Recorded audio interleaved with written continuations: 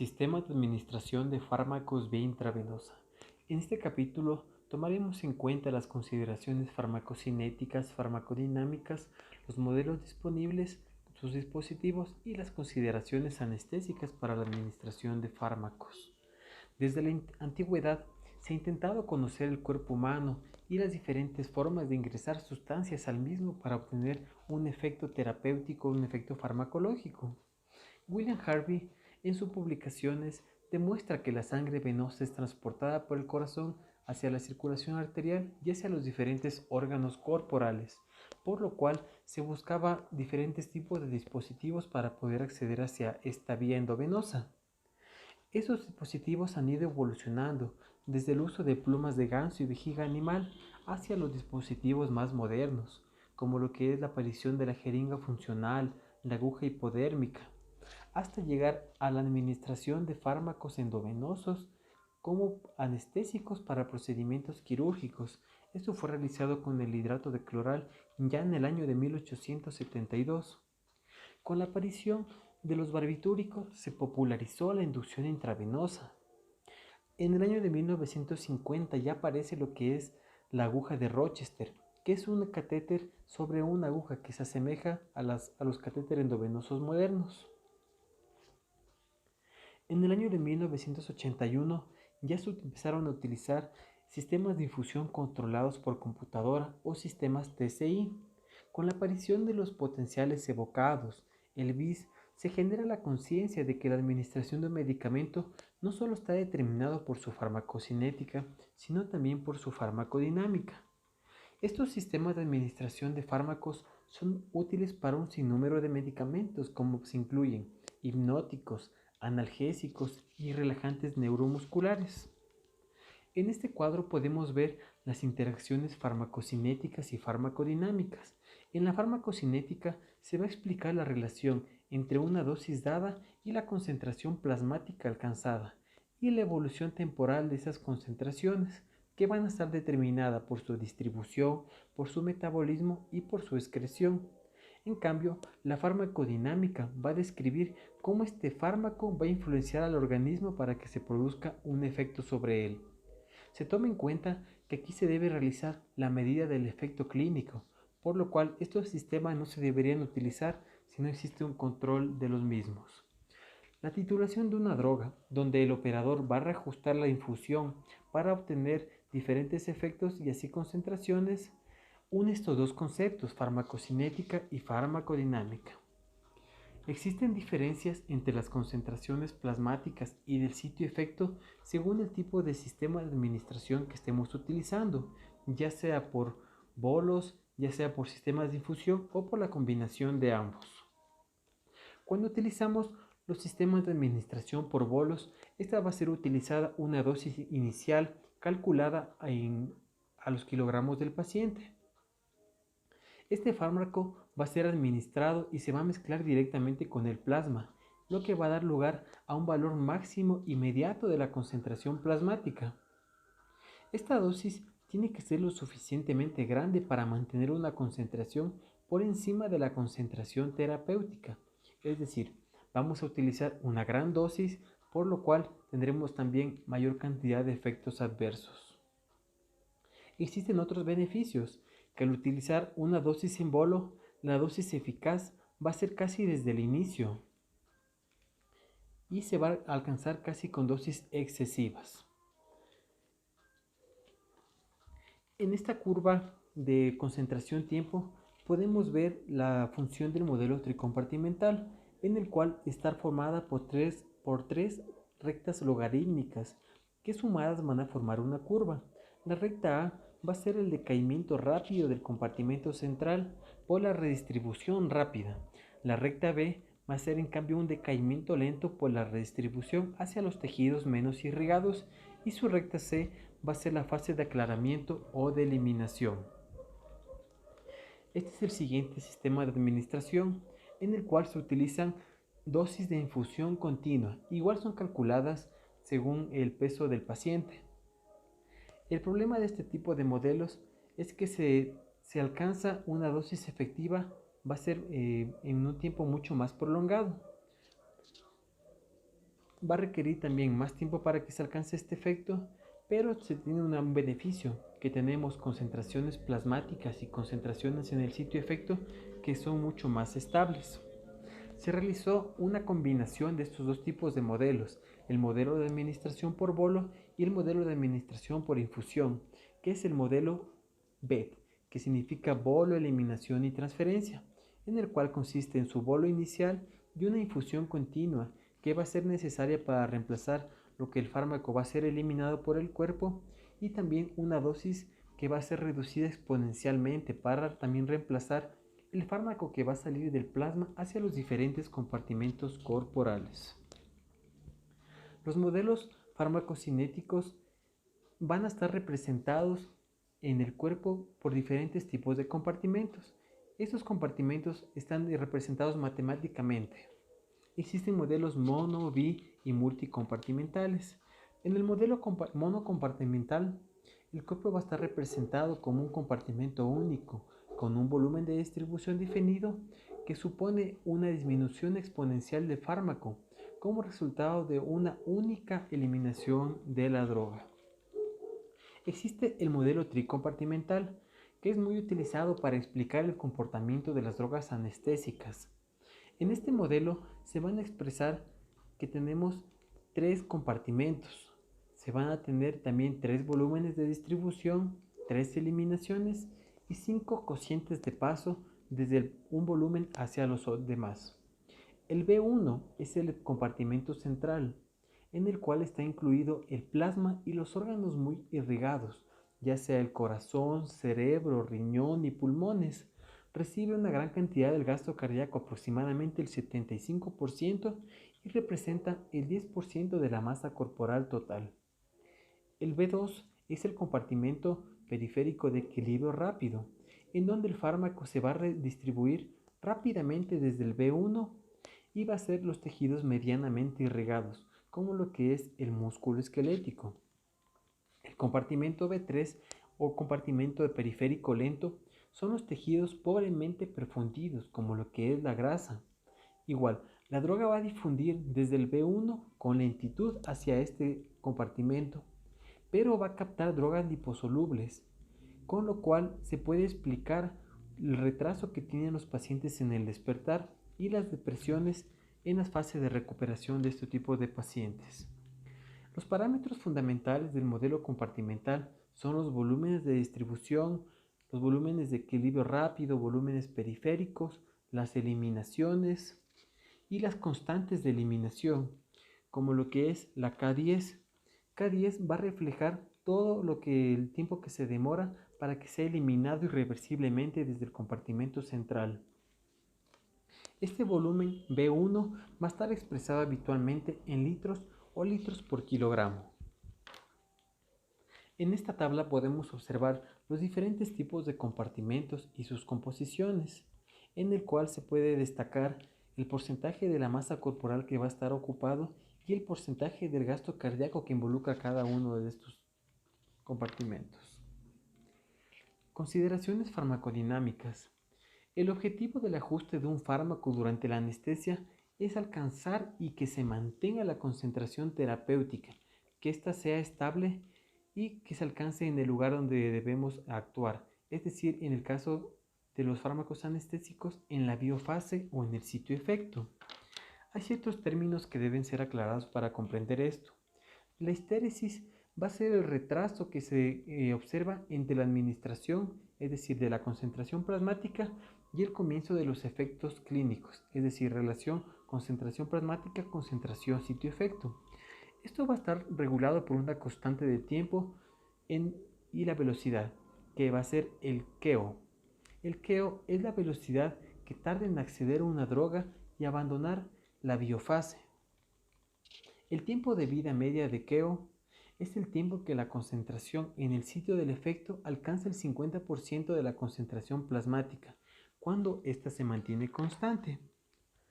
La razón por la que es necesario más tiempo para que el fármaco sea transportado hacia el órgano diana, penetre el tejido y se una a un receptor y produzca procesos intercelulares, van a llevar finalmente a determinar lo que es la histéresis del medicamento. La concentración del fármaco en la biofase, es decir, en el cerebro, para los anestésicos, no puede medirse, por lo cual este va a ser un valor inferido. Se debe conocer la evolución temporal del efecto del fármaco para así poder calcular la velocidad de flujo que va a estar entrando y va a estar saliendo de la biofase, por lo cual ya se utilizan los modelos matemáticos, en la cual se determina la evolución temporal, la concentración y el efecto medido. La concentración en el sitio de efecto no va a ser una concentración real mesurable, sino que va a ser una concentración virtual en un compartimento. Se debe tomar en cuenta el KEO, como habíamos dicho, que va a ser el tiempo que se demora en acceder y hacia eliminarse de la biofase. Cuando se obtiene un KEO alto, va a obtenerse un tiempo de vida media de KEO que va a ser mucho más corto, por lo cual tiene una menor estéresis. En cambio, si un fármaco tiene un KEO pequeño va a tener un tiempo de vida media de KEO mucho mayor y por lo cual va a tener una estéresis mayor. El KEO va a ser una constante de eliminación y también va a ser un valor inferido según el compartimento y el comportamiento de la concentración plasmática con el efecto farmacodinámico, que va a estar medido por un electroencefalograma para los hipnóticos opioides y por la neuroestimulación para los relajantes neuromusculares. Mientras mayor tengamos la KEO, más rápido la droga accede, pero también se elimina de la concentración del B1. Se puede observar que hay fármacos con tiempo de vida media que son mucho mayores, como lo que es la morfina, que tiene un tiempo mayor hasta alcanzar el equilibrio y poder lograr su efecto máximo, a comparación del remifentanil, que tiene un KEO alto, un menor tiempo de vida media de KEO y por lo cual la estéresis es menor.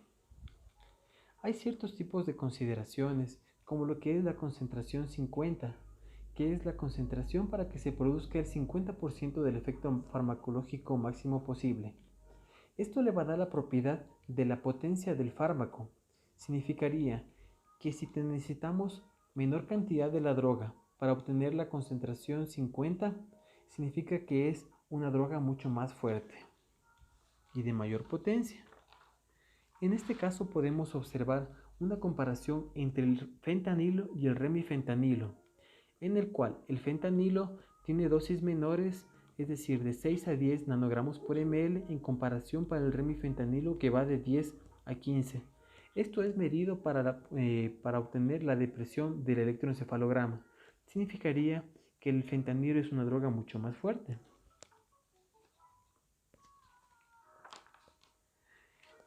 Cuando administramos fármacos por vía endovenosa, queremos alcanzar un estado estable.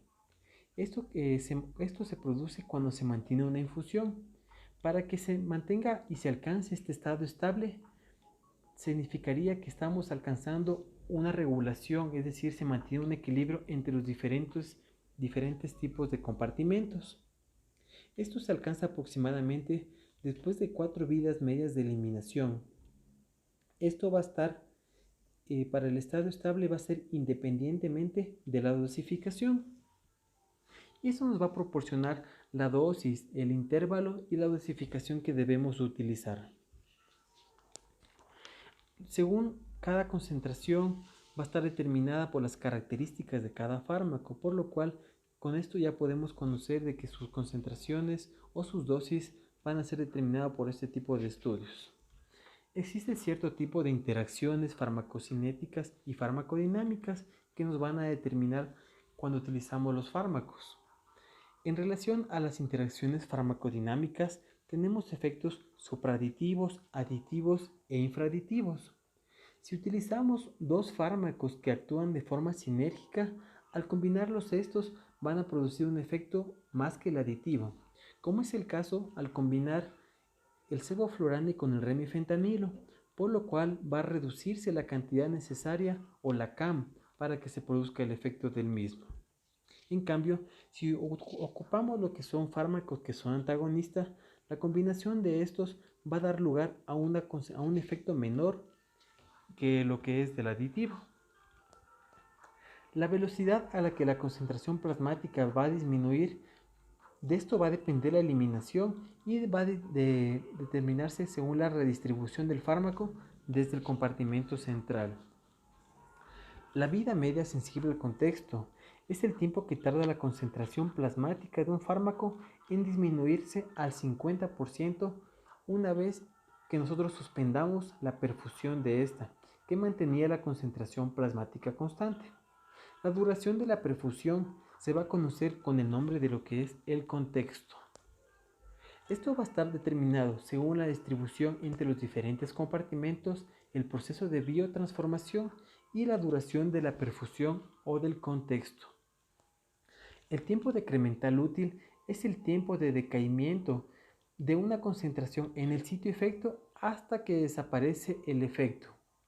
Este tiempo solo es posible calcularlo con los modelos farmacocinéticos y farmacodinámicos incorporados a los modelos TSI. Es como cuando utilizamos el modelo para el Propofol, en el cual sabemos cuándo lo suspendemos y en cuánto tiempo va a desaparecer su efecto. Vamos a conversar también de lo que son los dispositivos y los dispositivos disponibles para la infusión intravenosa. Tenemos los dispositivos de infusión intravenosa manual, en las cuales son bombas de desplazamiento positivo que contienen mecanismos de bombeo activo.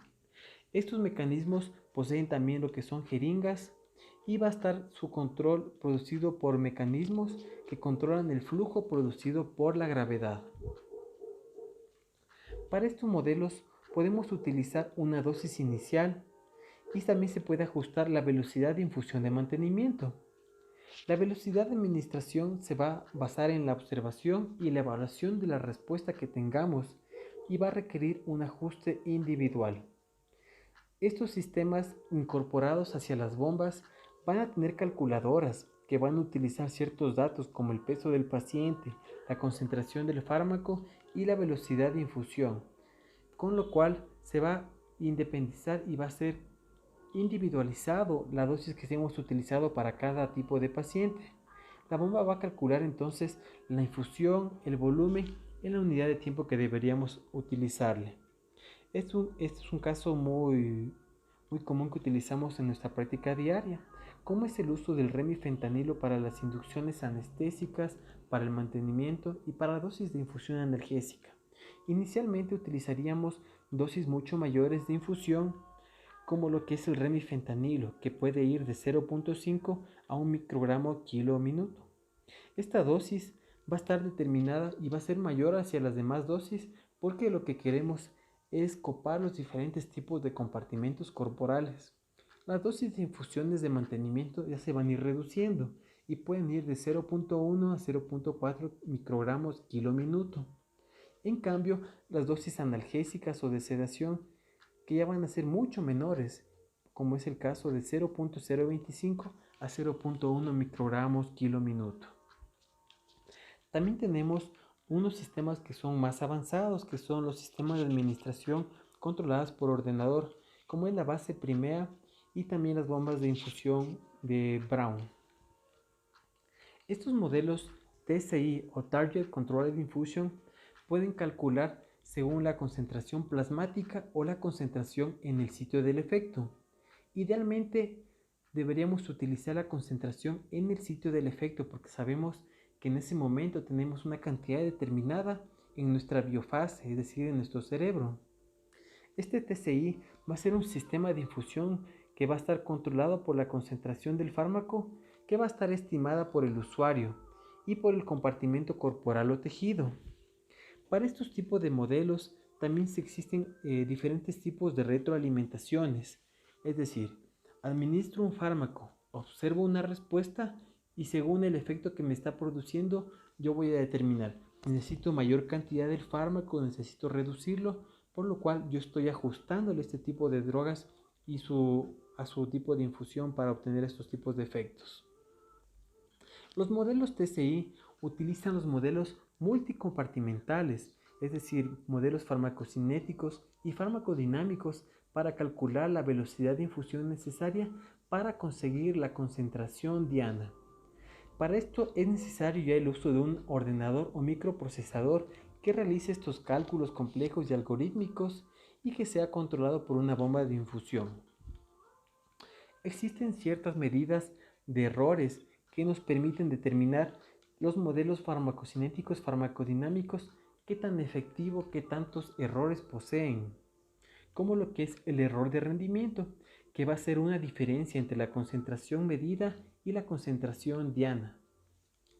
Esta mediana de error de rendimiento o MDPE va a indicar si la concentración plasmática conseguida con el dispositivo tiende a ser mayor o tiende a ser inferior que la diana deseada, es decir, si está supervalorada o infravalorada. En cambio, la mediana del error absoluto del rendimiento o MDAPE es la mediana de los valores absolutos de todos los errores de rendimiento, y esta se va a utilizar como una medida de la imprecisión del dispositivo de administración de fármacos de forma automatizada. La mediana de error absoluta del rendimiento de 0 es un rendimiento perfecto. En cambio, una mediana de error absoluto del rendimiento del 20% va a traducirnos que la mitad de la concentración plasmática estará dentro del 20% de la diana y la mitad va a estar fuera de este intervalo. Una mediana de error absoluta del rendimiento adecuada va desde el 20 hasta el 30%.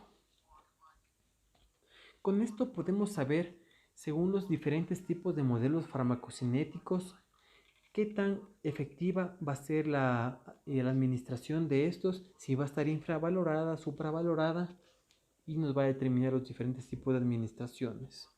Cada droga va a tener su sistema de administración o su modelo farmacocinético adecuado para cada droga, como lo que es el modelo Mars, el modelo Snyder para Propofol, el modelo Minto para el remifentanilo y para otro tipo de modelos como lo que es el Catarsa, el Maitre Scott para el fentanilo, el GEPS para el sufentanilo. Estos modelos van a tomar en cuenta, como conversamos hace un momento, que tenemos diferentes tipos de compartimentos corporales, es decir, el B1, el B2, el B3.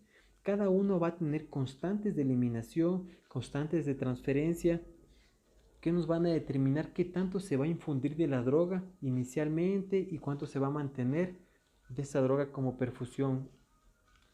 Estos tipos de modelos farmacocinéticos, farmacodinámicos, van a tomar en cuenta ciertos datos, como lo que es el propofol, que va a determinarse según el peso del paciente en el modelo Mars. En el modelo Snyder, que puede tomarse en cuenta el objetivo, como en el plasma o en el efecto, utiliza ya más variables, como lo que es altura, sexo, peso y edad, igual que el remifentanilo, como altura, sexo, peso y edad. Este tipo de bombas tienen ciertos parámetros que tienen que ser cumplidos para que sean aceptados por las bombas de infusión. Hay ciertos valores mínimos, es decir, que sean mayores de 16 años, que posean al menos 30 kilos y que la altura sea de al menos 1,30 m. El modelo March fue estudiado en pacientes ASA 1 y en cambio el modelo Snyder puede ser aplicado en pacientes ASA 1, ASA 2, ASA 3, incluso que tengan mayor variabilidad, como diferentes extremos de edad, diferente tipo de pesos, es decir, va a ser más adecuado en administrarlo para cierto tipo de pacientes. El modelo Mars va a tener como covariable solo el peso, por lo cual tiene un MDAPE del 24%. Tomando en cuenta que del 20 al 30% es un valor adecuado, es un modelo aceptable. En cambio, tienen una MDPE del 16% positivo, es decir, que existe una subpredicción. El modelo Snyder, como utiliza más covariables, va a tener una aplicación mucho más amplia. Ya puede ser en ancianos, en pacientes con un peso un poco más elevado. Tomando en cuenta esto, debido a que fue estudiado en pacientes con muchas más covariables. Al introducir más covariables, aumenta la predictibilidad. Es el caso cuando se utiliza solo una variable, va del 15 al 20%, y cuando se utiliza 5 variables va del 25 al 30%. El modelo Propofol Mars tiene un B1 mucho mayor que el modelo Snyder, lo que significa que el modelo Mars va a generar un modelo de perfusión inicial que en los primeros minutos va a ser mucho más grande. En cambio, el modelo Snyder va a tener una gran variabilidad de la población estudiada, es decir, esta se estudió entre pacientes de 18 hacia 81 años y de 44 hasta 123 kilogramos. Tomamos en cuenta que estos modelos no son adecuados para pacientes obesos, por lo cual existen modelos que están todavía en forma de estudio, que van a ser igual utilizados para estos, para pacientes obesos o como para pacientes pediátricos. Si modelamos hacia el sitio efecto, vemos que Mars va a alcanzar más rápido el efecto buscado, como la concentración sitio efecto, y va a ser mucho menor que Snyder. Esto va a ser debido a que Snyder propone que su KO va a ser mayor, lo que hace que el equilibrio hacia el sitio efector sea mucho más rápido. El modelo de remifentanilo es el modelo conocido como Minto, que igual tiene una MDAPE del 18 al 20%, que es un valor aceptable. Igual tiene un índice de subpredicción que va del menos 15 hacia el 1.6%. Utiliza varias covariables como la edad, el peso, el sexo y la masa magra.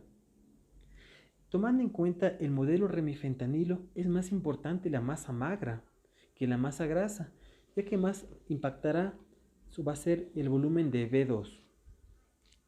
La edad también va a ser un factor importante, ya que en extremos de edad, como va a ser un paciente de 80 años, va a tener una disminución del B1 en un 20% y también va a tener un aclaramiento del 30% con respecto a un paciente de 20 años, por lo cual si estamos utilizando modelos de perfusión manual, debemos reducir la dosis de un 50 al 60% en estos extremos de edad.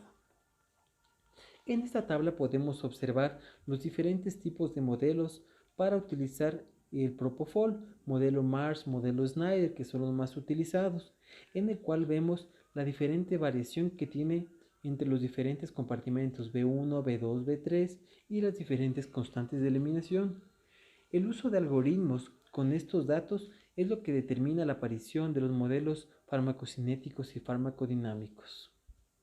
Esta tabla también es utilizada para lo que es el remifentanilo, en el cual igual mantiene sus características, según el compartimento del que estemos hablando, según sus constantes de eliminación. Para concluir, si estamos utilizando un sistema de administración de fármacos por vía intravenosa, se debe tomar en cuenta que esto va a ser reajustado por un tipo de persona, por lo cual son sistemas de bucle. Esto significaría que si estamos administrando fármacos por vía endovenosa, no podríamos realizarlo si no tenemos un control adecuado de la farmacodinámica. Es decir, si utilizo TCI, no debo utilizarlo si no posee un BIS.